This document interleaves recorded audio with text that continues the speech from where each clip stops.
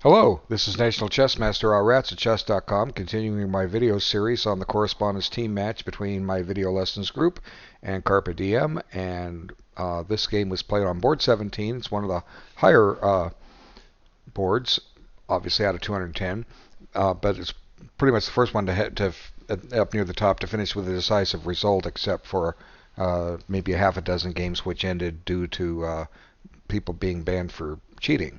So uh, we have a case here of somewhat of moving too fast, but the games are entertaining. They actually are all decided both of them are decided in the end game, so nobody's making those critical mistakes that get one in trouble early. Here we have the Nimzo Indian defense and white ops for the Leningrad system. Now main line is black. I think you play h6 first, bishop h5, or bishop h4, then c5, d5, and that's a whole nother animal. This is still theory. E4. Now, white has an idea to push here and mess up black's pawn structure because the knight would be pinned and he would have to kick this guy out, and this comes there, then you have to do this, and then all kinds of ugly things happen to black's pawn structure. So d6 seems to be necessary, and after bishop d3, now black's able to, in effect, lose a tempo to prevent the pawn advance. He, excuse me. Anyway, the pawn has taken two moves to get to e5. Yet it's not something white can really exploit because the center is locked up, and white makes sure it's locked up with his next move. Maybe better would have been to try to play to open up the board, but not needless to say, black has adequate play here. D5 cedes the c5 square to black, and that's going to be a very useful square here, as we'll see. And here, a lot of times I say don't bother taking that knight until you get provoked to take it. But white may very well play knight e2, and he won't get doubled pawns. So I think this is good to take this.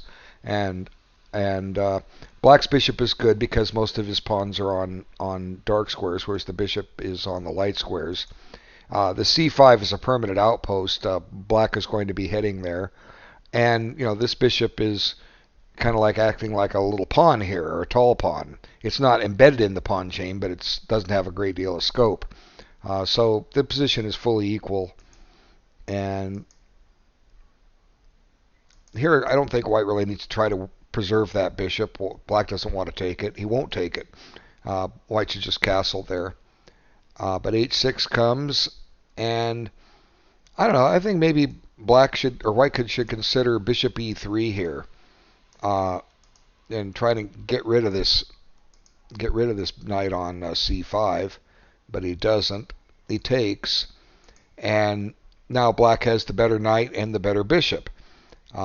Black has, in effect, the chances here, but white's okay. It's going to take a long time to realize this advantage, meaning the endgame. If black ever plays for an f5 break, that will free this bishop and probably get traded off. So white opts to play f4, and I think that might be a mistake, and we'll see why here in just a second. Now black is willing to trade his bishop for the knight, knowing that this knight will just dominate the ending. The knight will never be bothered. This bishop will never get in play. It will never attack a pawn because 7 of black's 8 pawns are on dark squares. So I think that when white pushes f5, he's just kind of like sealing his fate to having to defend this position. And it's no fun to defend a position. Sometimes you have to. You have no choice. But if you can avoid it, you don't want to. So here white's open with d4, yet he's achieved absolutely nothing from it. Black has the better game. What did white do wrong? Maybe the selection of the Leningrad system wasn't the right choice here, perhaps. And maybe shoving his pawn to e4 was a little premature because that ended up locking in this light squared bishop. Maybe the pawn going to e3 would have been more prudent. I'm just kind of backing up there just to look at that. Okay, so let's see. Queen g5, and then rook f2, and black makes a pin for what it's worth, and white kind of feels the pressure, so he's willing to trade queens, and black doesn't mind. Black's doing great here, and now he eliminates the white knight, and really, white doesn't have anything really to do here. White has no pawn break on the queen side. The only possible pawn break white has is with g5, but black owns the dark squares here. Let's see how it continues. Black immediately tries to open up a file, and I think this was a mistake. This pawn, it kind of becomes strong, but also becomes weak.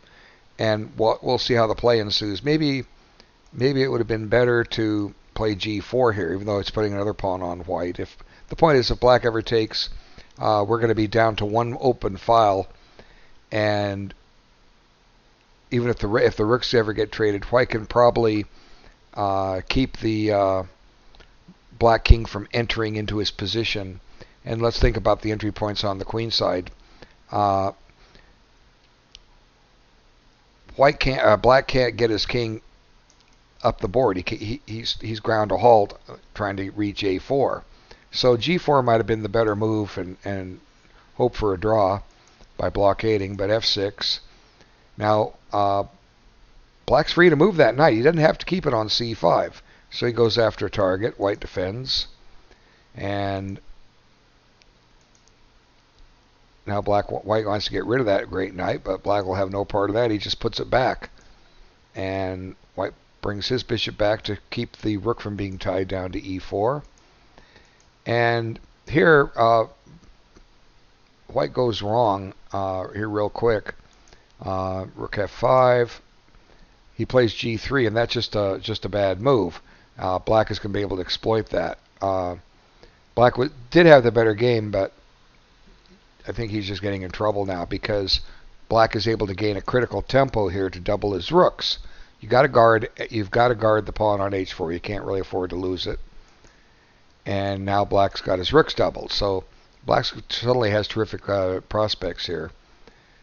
Black's the third rank, or black's sixth rank, so that the rook can't go grab that pawn on c3, but the rook just penetrates down to the back rank. Now white's covered a couple of his territory, some part of his territory, but not all of it. He's got rooks defending his position, but black has free reign of that file. So now eyeballing the target on f6, which is finally exposed, and there it goes. And now the rook goes into action again. It's tying down. It's attacking the pawn on e4, double attack with the knight, and the pawn on h4. And white has to lose another pawn, and at this point, white resigned. And that's the end of the game. This bishop never was a factor in the game. Black got the two rooks going and working, and played the game rather well. Okay, let's flip the board, reload, and enter the other game. The two played. Again, this one went down to endgame 2. Let's see how this one turned out. Miha Chess 88 versus Peeuukoo, I guess. Okay. So, Slav defense. Black plays one of the safer solid lines. That's kind of like a Nimzo Indian in a way, but not quite. But black lost a critical tempo here. Does that matter? Well, we will see. Both sides are just developing. They're doing the right things. And, we pretty much have a very, very level position. Not much is going on. Just little routine maneuvers. Black's trying to get some space so he can finish his development. But we'll see what the one fly in the ointment of the black strategy here is, see, the one fly in the ointment is the development of the queen side right here. And this bishop on c8 really doesn't have a good future. Black should be trying to somehow get it into play, find a way to get it to b7, or try to get e5 in somehow so that it can get active. Black did lose the tempo. That bishop could have gone to e7, but that shouldn't be enough to cost him the game. But the weakness of this light squared bishop is going to be even more pronounced as the dark squared bishops come off. Now, like just similar to the last game, White's got the majority of his pawns on the opposite color of his bishop, and the majority of black pawns, although only 4-3, are on the color of his bishop. But they're all in the immediate vicinity of his bishop. They're the ones blocking his pawns, blocking his bishop in. So there's a good square for White to occupy, and he does. And now comes a very interesting trick. I was thinking that White shouldn't have allowed this. This just gives Black a pawn majority. And maybe Black can eventually get untangled. And if he can get these two moves in, he'll finally get his pieces out. But he's got some pressure. White does have some pressure. He plays queen c7 with the idea of maybe b6 and c5. And he's also menacing this pawn on e5. You would expect White to play f4. But White comes up with a very crafty move. If queen takes, White has a little surprise. Bishop h7 check. Now, usually we're used to combinations like that where we're uncovering a discovery on the queen. But in this case, would be deflecting the king from protecting the rook. So it's not often you see this tactic. Anyway, Black develops his rook, and then White comes back with his queen. So maybe White lost a tempo doing that trick. Looks like he did, right? Maybe better would have been queen c3, and Black doesn't have his rook on d8. So it was an interesting idea, but it gained Black a little time. But is that enough? Is that enough to save the game? Black still can't play b6 because c6 falls. So let's see what happens. Bishop d7, he's trying to get c6 in and c5. And White plays f4. Now, what's wrong with b6 right now? What am I missing? b6, maybe bishop e4 and the pawn is pinned. Maybe. So Black plays rook c8. And now comes b4 to restrain all this. So I think Black has to somehow try to break this position open somehow to get some freedom, or he's just going to have to sit back and play defense. And it's no fun to play defense, especially when you have a very bad minor piece. But this just gets in the queen. Putting the queen here gets in the way of the pawns.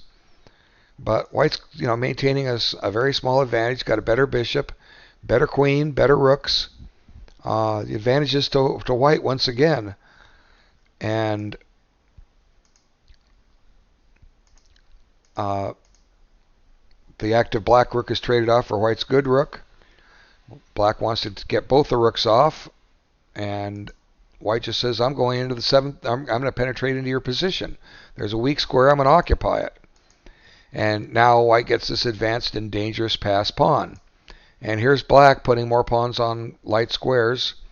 White's got a clear advantage going into this ending. Is it enough to win? Probably not with correct play. But White has all the fun. And the White King's a little exposed, but not too serious.